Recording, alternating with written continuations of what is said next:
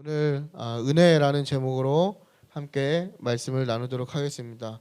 우리가 계속해서 그 민수기 말씀을 보고 있습니다. 그래서 1장에서 10절은 출애굽 이후에 시내 광야에서 이제 이스라엘 백성들이 가나안을 향한 진군을 준비하면서 이제 이스라엘의 정결에 관한 내용을 다루고 있습니다. 그래서 1장에서 10장까지를 우리가 읽으시다 보면 이스라엘 진영에 대한 정결에 대한 내용이 나오고, 또 성막에 대한 정결이 나오고, 또 마지막으로는 이제 사람들의, 이스라엘 백성들에 대한 정결에 대해서 이야기를 하고 있습니다. 그래서 지난 6장 본문에서 우리가 나실인에 관련된 내용을 가지고 함께 말씀을 나누었는데, 모두가 원한다면 남자나 여자나 할 것 없이 나실인이 될 수 있다라는 거, 그리고 그 나실인의 서원 기간만큼은 제사장보다 더 엄격한 어떤 정결을 유지해야 하는 의무와,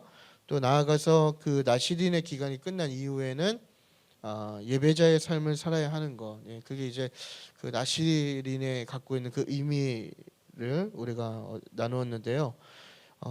이 굉장히 파격적인 이야기이죠. 그러니까 우리는 뭐 당연스럽게 받아들일 수 있는 내용들일 수 있고, 또 오늘날 문화에서는 쉽게 이해할 수 있는 부분이긴 하지만, 사실 고대 근동의 문화에서 보면 이런 나실인 서원을 볼 때 이게 굉장히 파격적인 이야기라는 것을 우리가 이 말씀을 통해서 발견하게 되는 것 같습니다.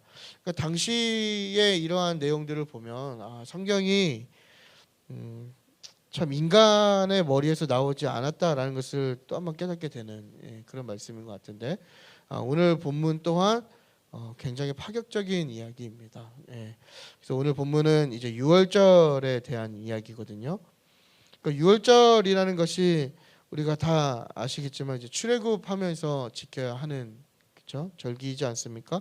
그래서 그 유월절이 매해 첫 달 14일에, 그래서 우리가 민수기 1장을 보시면 그 출애굽 이후에 하나님께서 그 이스라엘 백성들의 시간을 바꿔 주시죠. 그래서 그 출애굽한 날을 그 첫 해로 지정을 하시면서 그때부터 이제 새로운 하나님 나라 백성의 시간을 부여해 주십니다. 그래서 매해 첫 달 14일에 이 유월절을 지켜야 하는 그러한 규례가 있습니다. 근데 제가 이것을 왜 파격적이라고 말씀드렸냐면, 우리가 생각하는 그 율법의 틀을 하나님께서 지금 깨시기 때문에 제가 굉장히 파격적이라고 지금 말씀을 드린 것입니다. 그래서 우리가 오늘 이 그 두 번째 유월절 사건을 보면서 이것이 우리에게 어떤 의미가 있는지 함께 알아보도록 하겠습니다.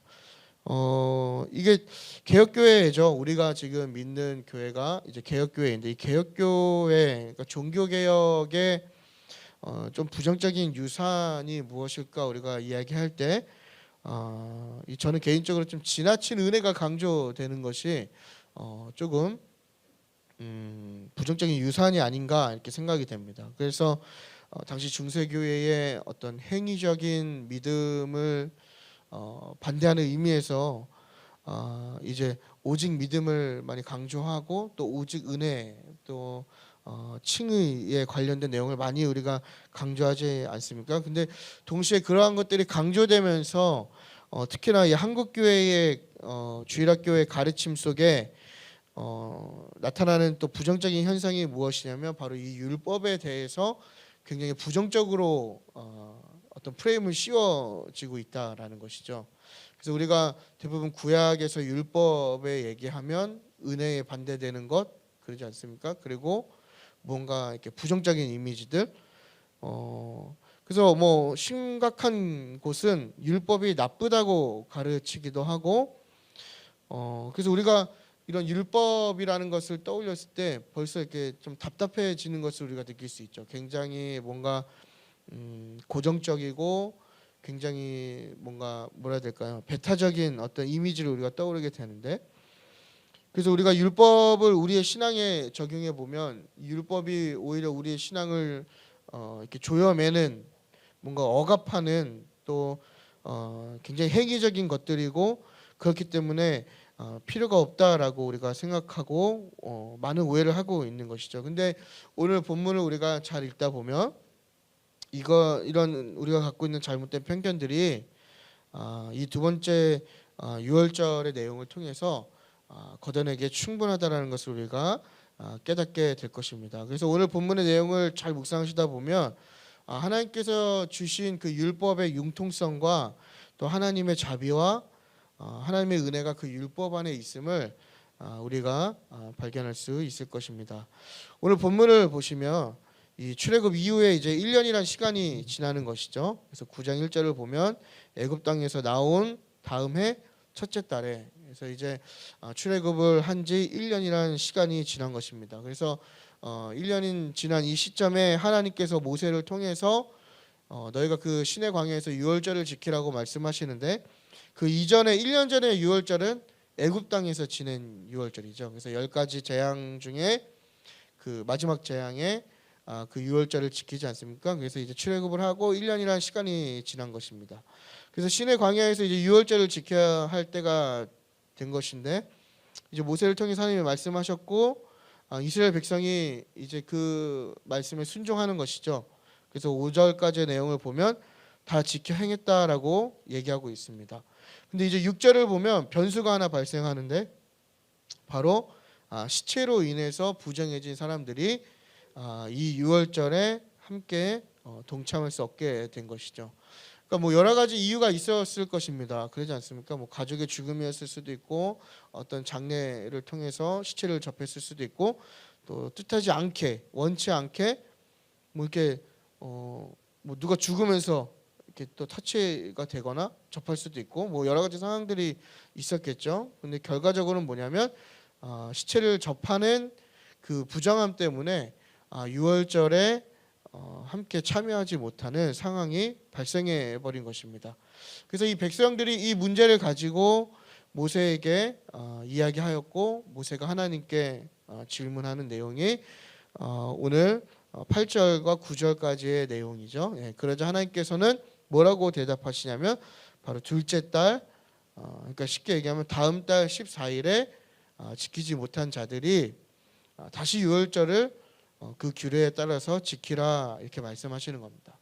그러니까 유월절이 1년에 한 번 있는 행사잖아요. 그러니까 마치 우리가 이번 주가 주일이 두 번인 것 같은 느낌이지 않았습니까? 24일 날 주일 날 성탄, 그렇죠? 이브인데 주일이니까 또 예배를 드렸고, 25일 날 월요일이지만 왠지 주일 같은 느낌? 그런 것처럼 이게 1년에 한 번 오는 굉장히 큰 절기인데, 그 규칙을 하나님께서 바꾸셔서 바로 그 다음 달에 두 번째 달 14일에 이러한 이유로 지키지 못한 자들이 유월절을 지키도록 그 율법을 지금 갱신해주고 계시는 겁니다. 그러니까 굉장히 우리가 생각하는 율법에 대한 틀과 많이 다른 부분을 우리가 발견할 수 있게 되는 것이죠. 그러니까 우리가 생각하는 대로 하나님께서 주신 율법이 뭔가 고정적인 틀이나 어떤 정죄의 도구의 의미로만 사용되었다면, 사실 이 첫 유월절을 지키지 못한 사람들은 이 13절의 저주를 그대로 받아야 했죠. 그래서 그 백성 가운데서 끊어지는 이 죽음의 저주를 받아야 마땅했지만, 근데 우리가 이 본문을 보면 알 수 있지만 이 율법이 굉장히 쉽게 갱신이 되어 버립니다. 그러니까 1년에 한 번 지켜야 하는 절기임에도 불구하고 하나님께서 그 상황을 판단하신 후에 굉장히 유기적으로 그 율법의 내용을 바꿔주고 계시다라는 것을 우리가 발견하고 있는 거예요. 그러니까 율법의 핵심의 원리는 변하지 않지만 하나님께서 이스라엘 백성들이 겪어야 하는 상황과 환경에 맞춰서 그 율법의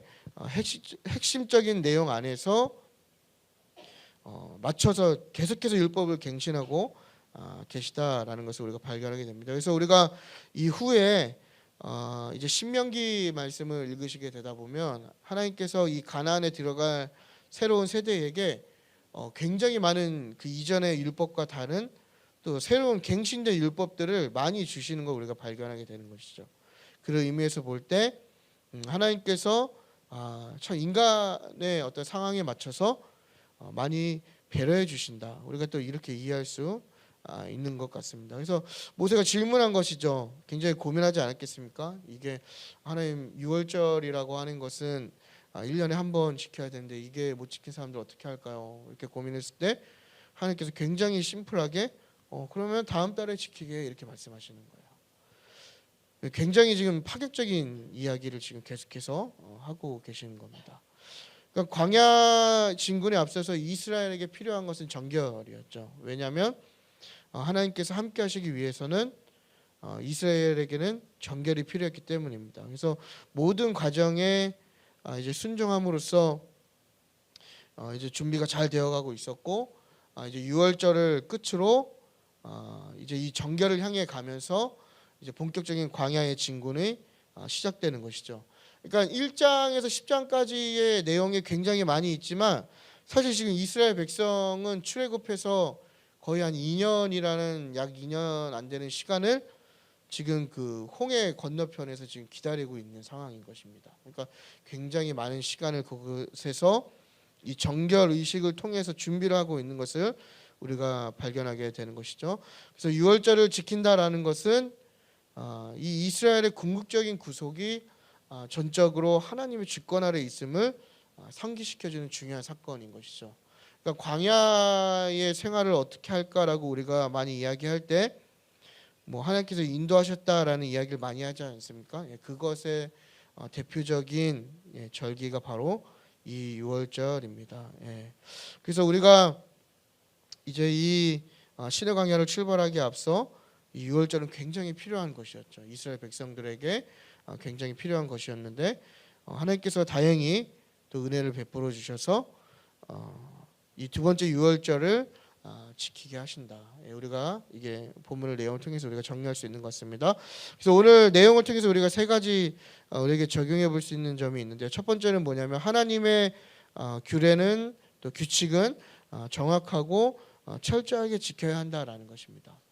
그래서 하나님께서 정한 기일에 지키라고 2절에서 말씀하시죠. 그리고 날짜도 3절에서 정해주시고 또 그 모든 율례와 그 규례대로 지키라고 말씀하시고 그 내용들이 이제 출애굽기 11장에서 12장에 있는 내용이지 않습니까? 그래서 반복해서 지금 어떠한 내용을 하나님께서 말씀하시냐면 규례와 율례를 따라서 이렇게 반복적으로 말씀하십니다. 그러니까 이 핵심적인 내용이 무엇이냐면 하나님의 관련된 것은 하나님의 말씀대로 온전히 지켜 행해야 한다라는 것을 우리에게 말씀해주고 있는 것입니다. 그러니까 하나님은 정확하신 하나님이시죠. 우리가 하나님에 대해서 다양한 수식을 붙일 수 있지만 하나님은 굉장히 정확하신 분이다라는 것을 우리가 알 수 있습니다. 그래서 하나님께서는 그 규례들로 여러 가지 많은 규례들로 우리를 귀찮게 하시려고 하는 것이 아니라 정말 그 작은 부분까지도 온전히 순종하기를 우리에게 기대하신다라는 것입니다. 그러니까 하나님께서 이 복잡한 내용들을 통해서 왜 이스라엘에게 정결한 어떤 것을 강조하셨을까? 우리가 질문했을 때 바로 하나님께서 요구하시는 것은 궁극적으로 순종하기를 기대하시는 것이죠. 그러니까 이스라엘 백성이 광야 진군을 앞서고 또 가나안에 들어가기까지 그리고 그 이후에도 하나님의 나라, 그렇죠? 하나님의 백성이 결국 붙들어야 할 것은 무엇인가? 바로 작은 부분까지 온전히 순종하기를 하나님께서 기대하신다라는 것입니다. 그러니까 순종이 하나님께 얼마나 중요한 것인지는 우리가 말씀을 통해서 많이 알게 됩니다. 그래서 순종하는 것만큼 중요한 것이 없는 것이죠. 그래서 우리의 삶에 적용해 보면 내 멋대로 살고 내 마음대로 사는 것이 하나님이 기뻐하시는 삶이 아니라 하나님의 말씀에 그대로 순종하며 사는 삶이 하나님을 기쁘시게 하는 삶이라는 것을 또 그것이 참된 복된 삶이다라는 것을 우리가 깨달아야 한다라는 것입니다. 그러니까 우리가 많은 것을 소유하고 자꾸 누리는 것이 복된 삶이라고 이야기하지만 우리는 많은 것을 누리는 것이 복된 것이 아니라 결국에는 하나님의 말씀에 온전히 순종하는 삶이 복된 삶이다라는 것을 이 두 번째 유월절의 규례를 통해서 우리가 우리의 삶에 잘 적용하고 깨달아야 하는 것이죠. 그러니까 이것이 우리의 모든 삶에 동일하게 적용되는 원리라고 저는 생각이 됩니다. 그래서 우리의 가정도 또 우리의 어떤 인간관계도 또 우리의 직장이나 뭐 사업장도 하나님의 말씀을 그대로 지켜 행하는 것. 예. 근데 대부분 우리는 그대로 지켜 행하기보단 사실 우리의 어떤 편의와 우리의 판단대로 지킬 때가 많이 있죠. 그래서 뭐 좋은 거, 내가 듣기 좋은 거, 또 뭐 우리가 말씀 읽을 때도 그렇게 하지 않습니까? 내가 듣기 좋은 거, 뭐 성경에서도 뭐 많이 준다고 하면 형광펜으로 성경책 찢어질 때까지 밑줄 긋고 그러지 않습니까? 뭐 선지서 읽으면서 불 떨어진다는 소리, 죽는다는 소리 이런 거는 밑줄 한 개도 안 그시잖아요. 그러지 않으세요? 예. 저는 반대거든요. 저는 이렇게 불 떨어지고 심판받는 얘기 전 밑줄 굉장히 많이 긋거든요. 막 동그라미 긋고. 예. 그러니까 우리는 다 그렇게 생각하는 것이죠. 내 임의대로 또 어떤 내 가치에 맞춰서 온전히 지켜 행하지 않는 것이죠. 그러니까 우리의 삶이 참 어떻게 보면 하나님의 은혜 가운데서 복된 삶인 것 같지만 또 복되지 않는다고 이야기할 수 있는 측면이 무엇일까라고 했을 때 바로 이 온전히 순종하지 못하는 거. 그러니까 일단 잘못된 복에 대한 개념에서 시작되는 그죠 우리의 신앙과 또 그 순종하지 못하는 그죠 그 불순종이 결과적으로 우리의 삶이 참 하나님 앞에 부끄럽게 되지 않는가 이렇게 또 돌아보게 되는 것 같습니다. 뭐 신앙생활도 마찬가지지 않겠습니까? 뭐 예배도 마찬가지죠. 정확하고 철저하게 지켜야 하는 것이죠. 그러니까 대부분 제가 늘 말씀드리지만 유독 교회에만 오면 교회라는 프레임 안에서 자유를 외치시는 분들이 굉장히 많으세요. 그래서 뭐 교회는 무조건 자유해야 된다. 방종하는 것이죠. 그건 자유가 아니라 하나님께서 우리에게 요구하시는 것은 굉장히 정확하고 철저합니다. 구약의 제사법도 굉장히 정교하고 굉장히 정확하고 굉장히 철저하게 지켜야 하고 신약에 있는 예배 또한 하나님께서 원하시는 예배는 성경적으로 굉장히 정확하게 정리되어 있다라는 것이죠. 그러니까 우리가 이렇게 그냥 뭐 예배를 드리는 것도 굉장히 귀한 것이지만 우리가 더 하나님을 만족시키는 예배로 나아가기 위해서는 우리가 이 예배에 대한 또 다른 연구가 우리 스스로에게 필요한 것을 우리가 또 피할 수 없는 문제인 것 같아요. 단순히 이게 저처럼 뭐 신학 전공이다, 뭐 아니다의 문제가 아니라 요즘 좋은 책들이 많이 있잖아요. 우리가 그런 어떤 책들을 통해서 우리가 또 이 예배를 드리는 자로서 이 예배에 대한 고민을 좀 할 필요가 있지 않은가. 과연 성경적인 예배가 무엇일까? 또 하나님께서 우리에게 원하시는 그냥 추상적인 뭐 전심으로 드리는 예배 이런 거 말고 진짜 하나님께서 우리에게 원하시는 예배가 무엇인가 좀 고민해 볼 필요가 있다라는 것이죠. 왜냐하면 우리가 하나님께서 원하시는 게 무엇인지 알아야 그것을 정확하고 철저하게 지켜 행하지 않겠습니까? 근데 우리가 이러한 부분에 대해서 많이 부재한다라는 것이죠.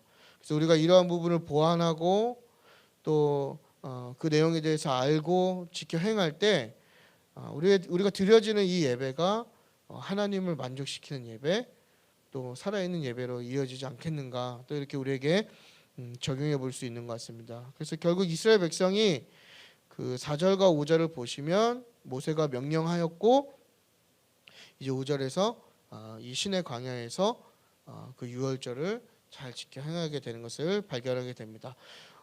우리의 삶에 주어지는 많은 하나님의 그 요구 가운데 뭐 삶이든 신앙생활이든 우리가 좀 더 철저하게 내년에는 이렇게 돌아보니까 오늘이 23년도 마지막 수요일 예배네요. 아닌가요? 아무튼 뭐 내년에는 좀 더 정확하고 철저하게 요구되는 것을 지켜서 하나님 좀 만족시키는 삶과 예배가 되어야 되지 않을까, 신앙생활이 되어야 되지 않을까 이렇게 좀 돌아보게 되는 것 같습니다. 두 번째는 하나님은 우리와 함께하시기를 원하신다라는 것이죠. 그러니까 이스라엘 백성이 유월절을 지킬 때 그 유월절을 지킬 수 없는 사람이 발생하게 되지 않습니까? 예. 근데 만약에 이 율법이라고 하는 것이 우리가 생각한 대로 작용한다면 사실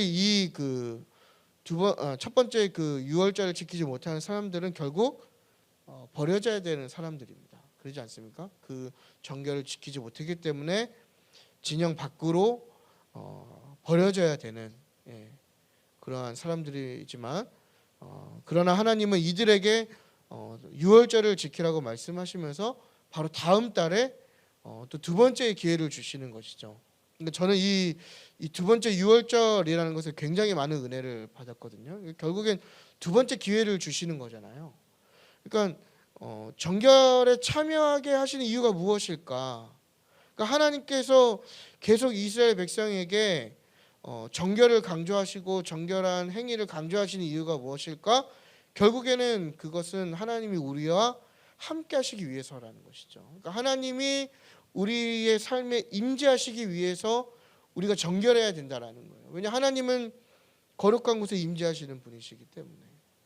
그러니까 둘째 유월절, 그러니까 세컨 찬스를 우리에게 주신다라는 것이, 여러분 이게 오늘날 우리가 뭐 유월절을 지키지 않지만 지금 우리의 삶에 굉장히 큰 은혜로 지금 다가오는 것입니다. 사실 이 세컨 찬스가 없다면 사실 저와 여러분은 뭐 벌써 뭐 몇백 번이 아니죠. 이미 뭐 죽어 마땅한 삶이지 않습니까? 매일 하나님께 범죄하고 또 부정하고 여전히 죄인의 삶에 있고 옛사람의 삶을 살고 있고, 그죠?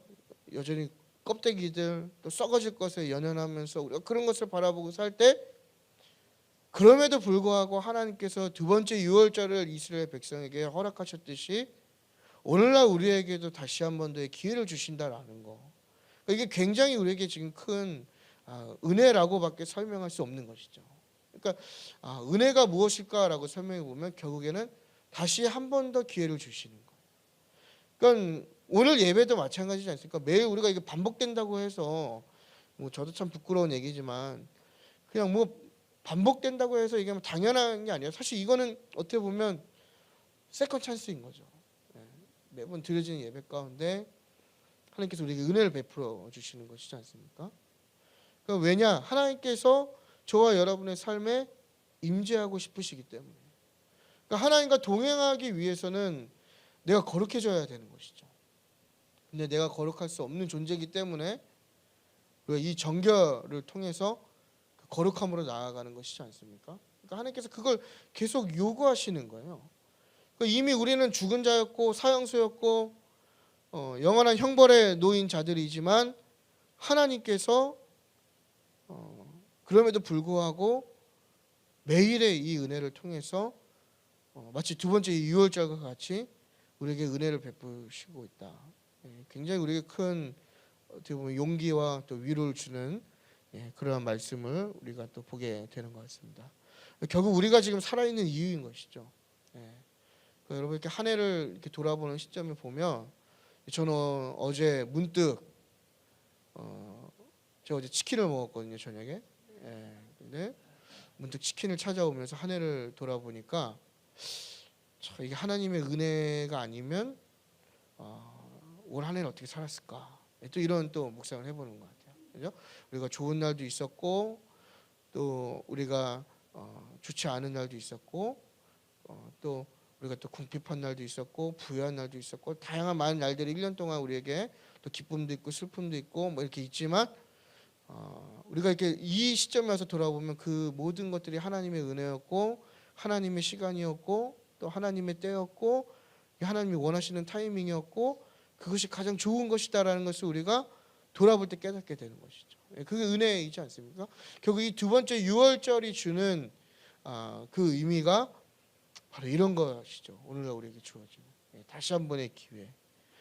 그러니까 이 두 번째 유월절이 우리 인간을 향한 하나님의 마음이 어떠한지를 우리가 굉장히 잘 알 수 있는 그 말씀입니다. 그래서 임마누엘 하신 하나님, 그죠? 얼마 전에 성탄이었죠. 임마누엘 하신 하나님, 예수 그리스도, 그리고 또 영원한 이 속죄 제물이 되신 어린 양 예수를 우리가 다시금 또 이 두 번째 유월절에서 시작하여 우리의 삶에 적용해 볼 때 다시 한 번 더 이렇게 또 묵상하게 되는 것 같습니다. 나아가서 우리가 이런 은혜와 사랑을 입은 자로서 먼저는 그 은혜를 잊어서는 안 될 것이죠. 그래서 우리가 뭐 좀 잘 되고 좀 이렇게 시간이 연차가 쌓이면 다 내 잘난 맛으로 살지 않습니까? 그러지 않습니까? 뭐 다 내가 잘해서 잘한 거고 내가 다 믿음이 좋은 거고. 근데 여러분 그 은혜를 우리가 잊기 때문에 이렇게 교만해지고 방종하게 되는 것이죠. 근데 우리가 그 은혜를 한번 떠올려 보자는 거예요. 과거에 우리의 정말 부끄러운 모습들, 또 뭐 지금 당장에도 부끄러운 모습들 다 떠올려 보면 이게 하나님의 은혜 덕분에 내가 이렇게 지금 됐구나. 은혜 아니면 아무것도 아니구나. 그래서 우리가 저절로 하나님 앞에 겸손해지지 않겠습니까? 근데 대부분 우리는 다 우리의 잘난 모습과 잘난 상황만 기억한다는 거죠. 그게 다 나 때문에 잘 됐다라는 거예요. 나 때문에 잘 풀렸고, 나 때문에 잘 이루었고, 내 노력으로 이루었고. 그래서 우리 신앙생활도 마찬가지죠. 그러지 않습니까? 여러분 혹시 오늘 이 가운데 나의 어떤 능력으로 나의 의지로 수요 예배 나왔다고 생각하시는 분이 안 계시겠죠? 예, 그러시면 안 되겠죠. 다 내가 뭐 잘난 것 같고 나만 은혜 넘치는 것 같고. 그래서 우리가 쉽게 하는 게 무엇입니까? 남 쉽게 판단하고 정죄하고 스스로 하나님의 자리에 앉아서 하나님과 같이 심판하지 않습니까? 예. 우리가 이 은혜를 먼저 받은 자로서 진지하게 좀 돌아보면서 회개하고 고민해볼 좀 그 필요가 있는 것 같습니다. 그러니까 우리는 어떻게 보면 은혜를 제대로 경험하지 못한 사람들이죠. 정말 하나님의 큰 은혜에 경험한 사람은 저절로 겸손해질 수밖에 없다. 그래서 이제는 우리가 그 하나님의 은혜와 사랑을 기억했으면 좋겠습니다. 그리고 그 은혜와 사랑을 흘려보내는 저와 여러분의 삶이 되기를 축복합니다. 우리 마지막으로 14절을 읽어보도록 하겠습니다. 14절 시작.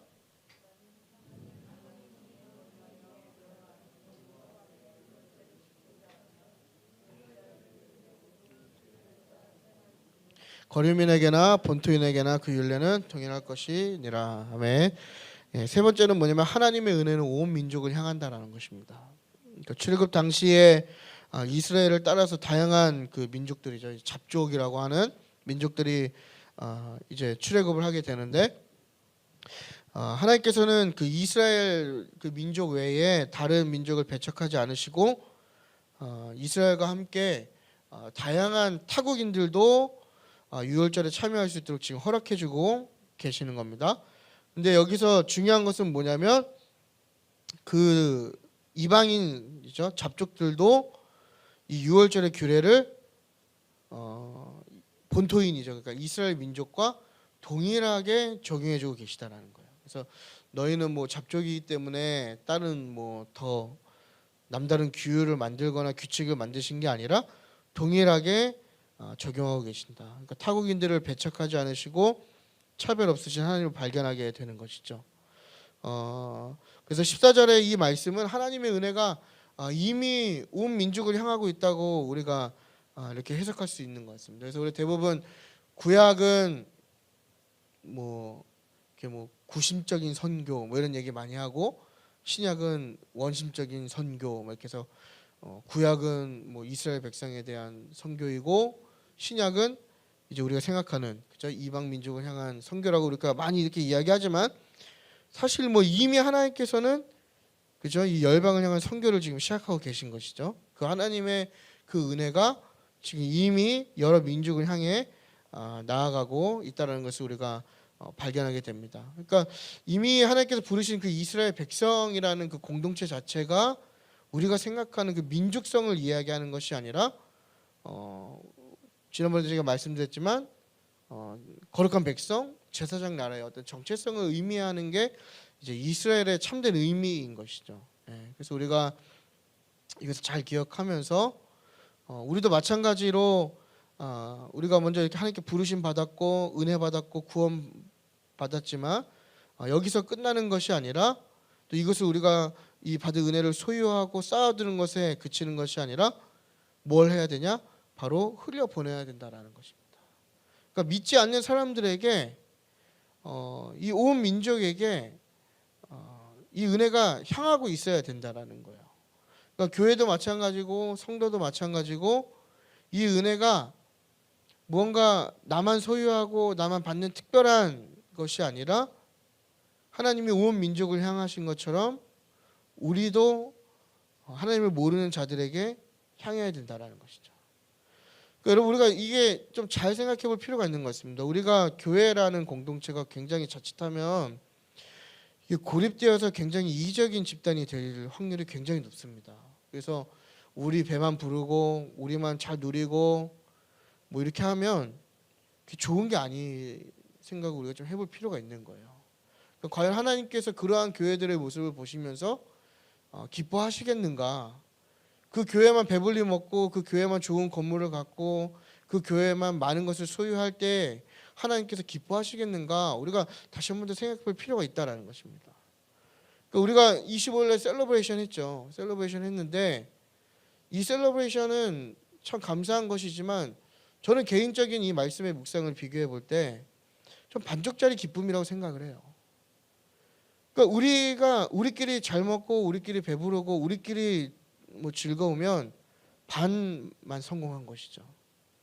흘려보내야 되는 것입니다. 그러니까 우리는 이 부분에 대해서 좀 고민을 많이 해야 돼요. 그러니까 과연 하나님의 은혜를 어떠한 방법으로 믿지 않는 자들에게 흘려보낼 것인가. 이 셀러브레이션이라는 기쁨을 우리만 맛보는 것이 아니라 정말 하나님을 예배하는 이 기쁨을 또 하나님의 이름으로 모여서 함께 맛있는 것을 먹고 나누는 이 기쁨을 하나님을 믿지 않는 자들에게 어떻게 전할 것인가. 깊게 고민해 볼 필요가 있는 것이죠. 그러니까 이것이 어떻게 보면 하나님께서 이 14절에 거류민이나 또 뭐 타국인이나 동일한 은혜를 주시고 동일한 기회를 주신 것처럼 우리가 이렇게 자꾸 흘려보내는 그 움직임이 참된 은혜 받은 자의 태도라고 말씀이 분명 우리에게 이야기하고 있는 것입니다. 뭐 우리의 개인적인 인간관계 다 마찬가지죠. 그러니까 여러분 너무 교회 다니는 분들끼리 어울리지 마십시오. 이거는 뭐 받아들이는 분마다 좀 거부하실 수도 있겠지만 너무 기독교인들끼리 어울리면 안 됩니다. 그러니까 교회 다니는 분들이 자칫하면은 이 세상 물정 모르는 분들이 많이 되시더라고요. 저는 참 감사해요. 그래서 제가 뭐 지금은 아니지만 그래도 지금까지 살아오면서 뭐 짧은 인생이지만 뭐 이런 사람 저런 사람 또 뭐 땅굴에도 들어가 보고 뭐 하늘에서도 날아보고 뭐 그죠? 저를 핍박하는 사람도 만나보고 저도 핍박도 해보고 뭐 이렇게 여러 사람 만나다 보니까 대충 세상이 뭔지는 이제 감이 있거든요. 근데 이 대부분 뭐 많은 믿음 좋다고 하시는 분들의 특징은 뭐냐면 이게 외골수가 될 확률이 굉장히 많더라고요. 그래서 하나님의 사랑과 은혜를 독점하는 거예요. 전달하지 못하는 것이죠. 여러분 주변에 믿지 않는 분들 많으시죠. 뭐 가족을 포함해서 믿지 않는 분들에게 예수님 믿으라고 우리가 복음을 전달해 본 게 언제인지 한번 고민해 볼 필요가 있다라는 거예요. 이제 여러분 우리 연말이라서 막 여러 모임이 있지 않습니까? 그럼 뭐 또 뭐 송년회다 뭐 세상 말로는 망년회라고 하죠. 무슨 뜻인지 모르겠지만 아무튼 뭐 그런 자리 있을 텐데 뭐 저는 개인적으로 뭐 그곳에 뭐 예배 시간만 겹치지 않으신다면 좀 가셨으면 좋겠어요. 가셔서 그 다른 주님 찾지 마시고 그 저주죠 그거는 또. 제가 어떤 분 카톡을 보니까 온 가족이 또 교회 다니시는 분들인데 온 가족 모임에서 또 다른 주님을 찾고 계시더라고요. 그래서 참 애통했는데 또 그런 주님 찾지 마시고 우리가 함께 어울리면서도 충분히 그 가운데서 우리가 주님 전할 수 있고 은혜 전할 수 있고 전도할 수 있고 그죠? 그것이 진짜 그리스도인의 어떤 태도가 아닌가. 참 우리가 좀 이렇게 다시 돌아보게 되는 것 같습니다. 그래서 우리가 어떤 삶의 태도와 마음을 갖고 사는지 그리스도인으로서 하나님을 모르는 자들에게 전할 때에 또 그것을 하나님께 받은 은혜와 사랑을 보여줄 때 그것이 진정한 복음이 온 민족을 향하는 첫 걸음이 되지 않을까 이렇게 생각이 됩니다. 그래서 여러분 우리가 이 한 해를 마무리하는 이 시점에 하나님께서도 하나님의 은혜를 온 민족을 향하시는 것을 우리가 기억하면서 나의 삶 속에서 내가 어떻게 할 때 이 복음을 믿지 않는 온 민족을 향할 수 있을까 좀 돌아보는 시간이 되었으면 좋겠습니다. 결론입니다. 우리가 두 번째 유월절을 통해서 인간을 향한 하나님의 사랑과 은혜를 깨닫게 됩니다. 그래서 배타적이고 나쁘게만 보이던 율법이 아니라 하나님께서 주신 이 율법이 굉장히 자유한 것이고 굉장히 융통성이 있다는 것을 발견하게 되는 것이죠.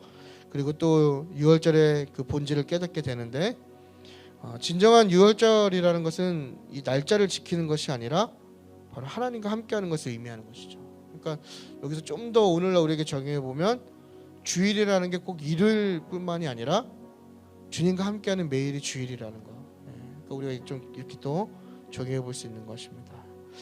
하나님께서 온 민족에게 공평하게 은혜와 사랑을 베풀어 주신 것처럼 우리 또한 타인에 대해서 혹은 하나님을 모르는 자들에 대해서 배타적인 평가와 또 정죄의 마음과 어떤 그런 평가하는 태도를 버리고 하나님을 믿을 수 있는 기회를 주었으면 좋겠습니다. 그래서 하나님을 알지 못하는 자들에게 또 믿지 않는 자들에게 그 은혜와 사랑을 전하는 저와 여러분이 되었으면 좋겠습니다. 우리가 유월절의 그 참된 의미를 생각하면서 본질이 중요하다는 것을 기억하면서 교회가 보여지는 어떤 양식과 형식 또 인간이 만든 정통을 중요하게 여기는 것이 아니라 하나님과 진짜 동행하는 또 하나님이 임재하시는 거룩한 성전, 거룩한 성도가 되도록 우리 스스로가 정결한 삶과 신앙생활을 추구해야 할 것입니다. 오늘 본문은 이스라엘 백성에게 두 번째 유월절을 주시는 하나님의 마음과 사랑 그리고 우리가 부정하게만 바라보는 율법의 진짜 모습을 보게 해주는 말씀입니다. 그래서 여러분 저는 오늘 이 두 번째 유월절을 은혜라고 표현하고 싶습니다. 그리고 이 은혜가 저와 여러분에게 오늘도 주어지고 있음을 기억했으면 좋겠습니다. 그래서 기회를 주시는 하나님 또 평등한 하나님을 우리의 삶으로 찬양했으면 좋겠습니다.